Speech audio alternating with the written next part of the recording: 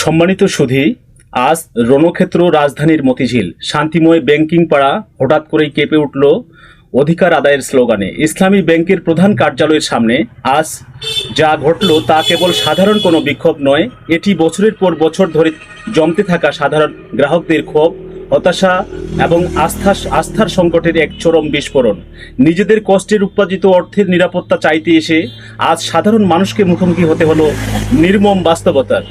পরিস্থিতি নিয়ন্ত্রণে আনতে পুলিশ যে রূপ ধারণ করলো তা রীতিমতো স্তব্ধ করে দেওয়ার মতো অবস্থা।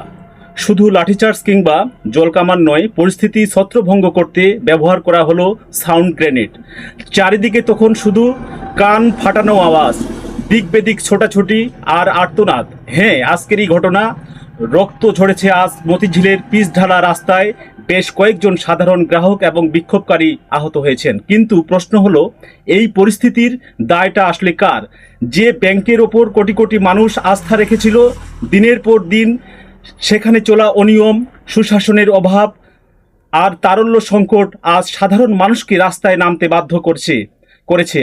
আজ পরিস্থিতি সামাল দিতে অতিরিক্ত পুলিশ মোতায়েন করা হয়েছে ঠিকই, চারপাশ হয়তো সাময়িকভাবে শান্ত দেখাবে, কিন্তু ভেতরের উত্তেজনা আর ক্ষোভের আগুন কিন্তু এত সহজে নিভবে না। বুলেটের শব্দ বা জল কামানের তোড়ে কি সাধারণ মানুষের অধিকার আদায়ের কণ্ঠরোধ করা সম্ভব হবে?